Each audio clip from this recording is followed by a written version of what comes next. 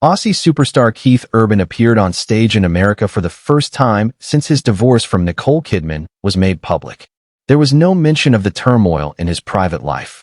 For nearly 2 decades, Nicole Kidman and Keith Urban seemed untouchable, proof that love could survive fame, distance, and the glare of Hollywood's lights. They smiled through red carpets, shared stages, and called each other soulmates. But in 2025, that picture-perfect illusion shattered with just one lyric, a quiet change in a love song that sent shockwaves across the world. What really ended their marriage? Was it the pressure of 2 powerful careers colliding? Or something far more personal, a secret that had been quietly growing between them for years? Fans replayed that viral concert clip again and again, looking for clues in his voice, in her silence, in the space where love used to live. But the truth behind this heartbreak didn't begin with scandal. It began with 2 people searching for peace in a world that never stops watching. Nicole's first love, Tom Cruise, and the scars that stayed. Before Keith Urban ever entered her life, Nicole Kidman had already lived through a love story that defined and nearly destroyed her idea of forever. The year was 1990.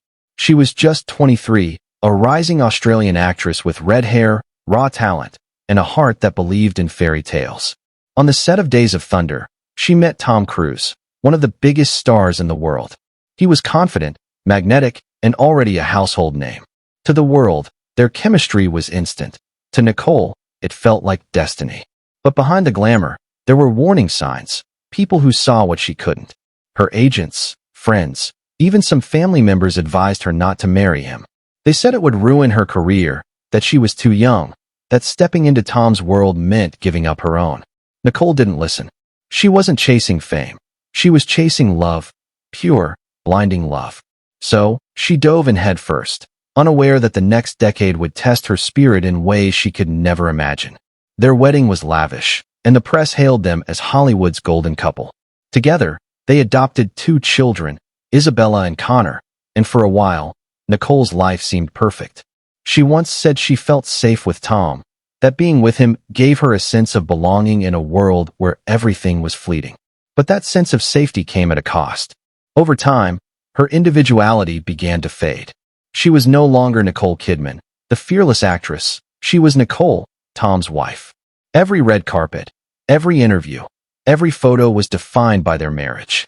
Behind the smiles, she struggled with an identity quietly slipping away. In one interview years later, she admitted that during her 20s, she lived in a bubble, sheltered from reality by fame and love that often blurred into control. Then, after 11 years of marriage, the bubble burst. In 2001, Tom Cruise filed for divorce abruptly, without warning. Nicole was blindsided. The woman who had given everything, her heart, her career momentum, her trust, suddenly found herself alone.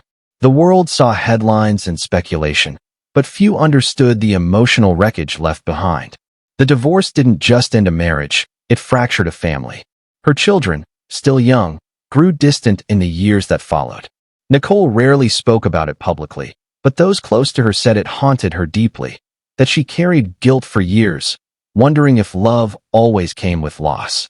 Yet, through that pain, Nicole didn't turn bitter, she turned inward. She began choosing roles that reflected her emotional rebirth.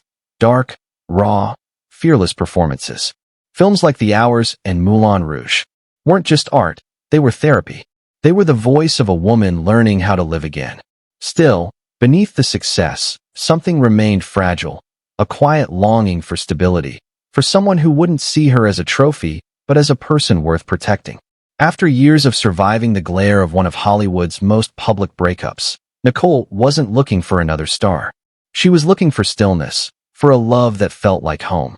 So, when Keith Urban walked into her life years later, humble, soft-spoken, carrying his own scars, she didn't see a celebrity.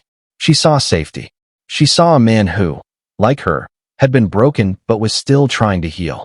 And that's where their story really began, not in a red carpet romance, but in 2 souls quietly hoping they could find peace in each other's arms. Before he became the man standing beside Nicole Kidman, Keith Urban was fighting a battle few people ever saw.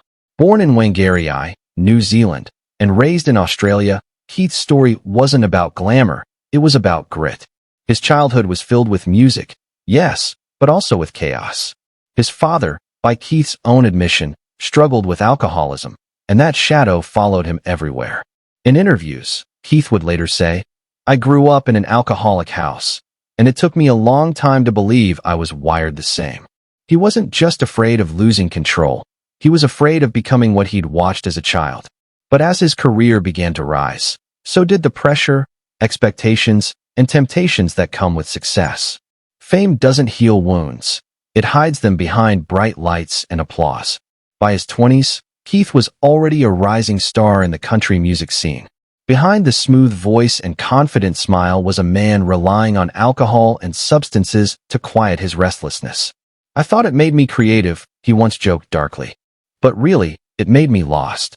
His relationships mirrored that same pattern, temporary highs followed by emotional crashes. By 1998, things spiraled out of control, and his family convinced him to enter rehab for the first time. After completing treatment, he released his debut solo album in 1999, and it seemed like a new beginning. But old habits die hard. By the early 2000s, Keith's career was climbing fast, yet personally, he was crumbling. The applause drowned out his self-doubt. But once the lights went down, the silence came roaring back. Loneliness and fame doesn't come from being unseen. It comes from being seen by everyone, but understood by no one. When Keith met Nicole in 2005 at a charity gala, he wasn't emotionally stable. He was surviving, barely. Yet, something about her presence cut through his noise. She was calm where he was chaotic, grounded where he drifted. "I thought she was way out of my league," he later confessed. For months, he kept her number, but didn't call, afraid of rejection or of letting someone see the mess behind the music. When he finally did call, the connection was instant. Nicole, who had spent years surrounded by men who performed confidence, recognized sincerity when she heard it. Keith, for once, found someone who didn't try to fix him or worship him. She just listened. They talked for hours about life, childhood, dreams, and fears. For the first time, Keith felt understood. Their relationship blossomed quickly. Nicole found in Keith a gentleness she hadn't felt in years, someone who didn't overshadow her, but stood beside her. For Keith, Nicole reflected the parts of himself he'd buried under addiction and insecurity.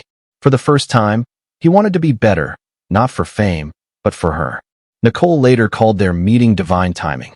She was 38, and after so much loss, she felt she was finally being given a second chance. 6 months after that first phone call, she knew he was the one. On her birthday, Keith showed up at 5 a.m. outside her New York apartment, holding flowers.